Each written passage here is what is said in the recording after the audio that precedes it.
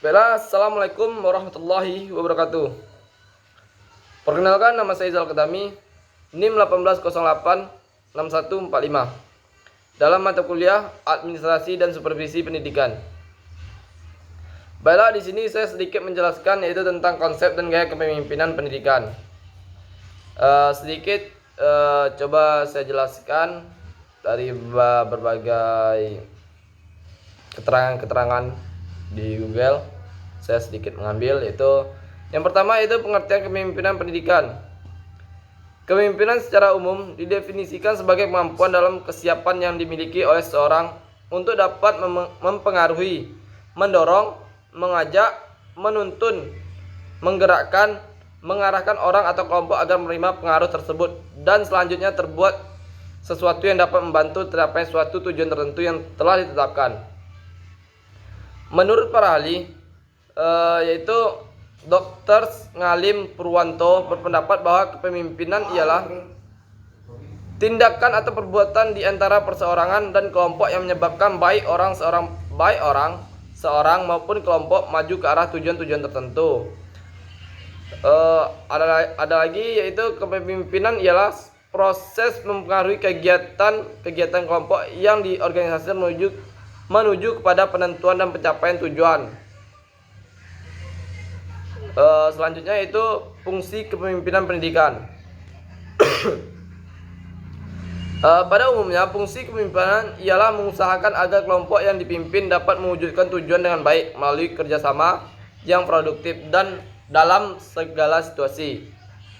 Menurut Sondang Espesiagian, fungsi-fungsi kepemimpinan yaitu pemimpin sebagai penentu arah, pemimpin sebagai wakil dan juru bicara organisasi, selanjutnya pemimpin sebagai komunikator yang efektif, dan selanjutnya pemimpin sebagai mediator, pemimpin sebagai integrator.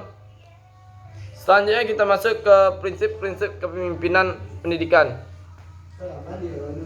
Dalam prinsip-prinsip kepemimpinan pendidikan diantaranya yaitu yang pertama, prinsip pelayanan.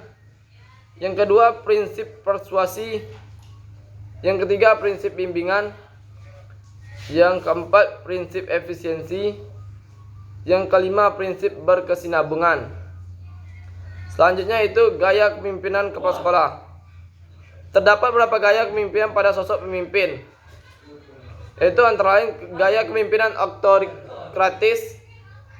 Gaya kepemimpinan otoritaris merupakan gaya yang terpusat pada diri pemimpin atau direktif, yaitu sosok pemimpin yang hanya menentukan sendiri keputusan dan perannya sebagai pemimpin tanpa peran para anak buah dan merencanakan semuanya. Yang kedua yaitu gaya kepemimpinan demokratis. Di sini gaya kepemimpinan demokratis ialah suatu kemampuan dalam mempengaruhi orang lain agar dapat bersedia untuk bekerja sama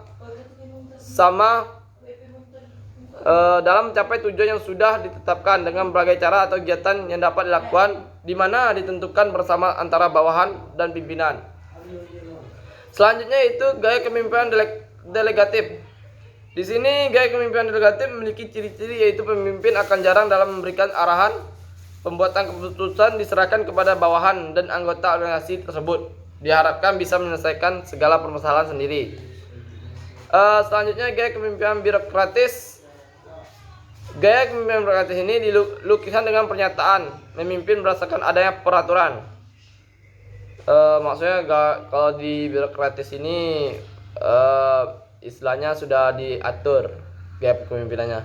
Selanjutnya gaya kepemimpinan moralis. Dalam gaya kepemimpinan moralis ini, kelebihan dari gaya ini yaitu pada umumnya mereka hangat dan sopan untuk semua orang.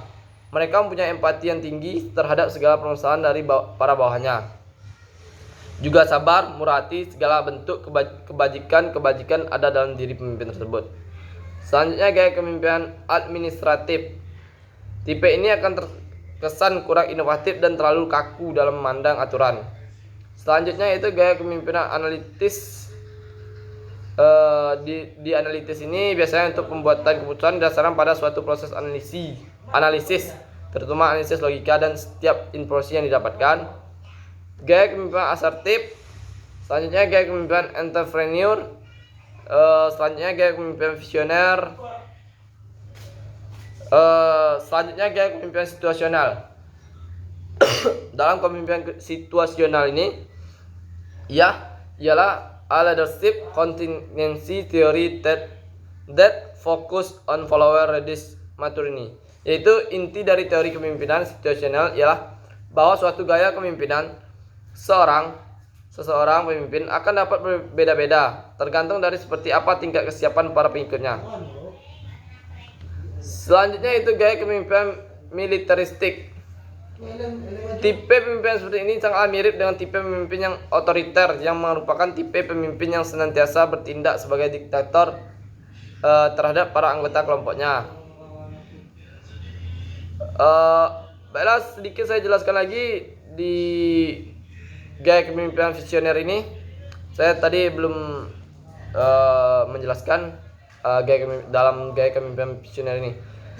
Gaya kepemimpinan visioner merupakan pola kepemimpinan yang ditunjukkan untuk bisa memberi arti pada kerja dan usaha yang perlu dijalankan secara bersama-sama oleh para anggota perusahaan dengan cara memberikan arahan dan makna pada suatu kerja dan usaha yang dilakukan berdasarkan dengan visi yang jelas. Dalam gaya kepemimpinan entrepreneur itu ialah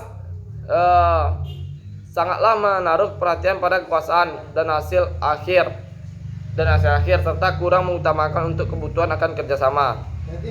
Gaya kepemimpinan model ini biasanya akan selalu mencari pesaing dan akan menargetkan standar yang tinggi.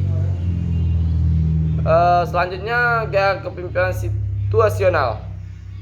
Dalam kepemimpinan situasional ini ialah tadi sudah sedikit saya jelaskan. Mungkin yang situasional ini sudah saya jelaskan sebelumnya.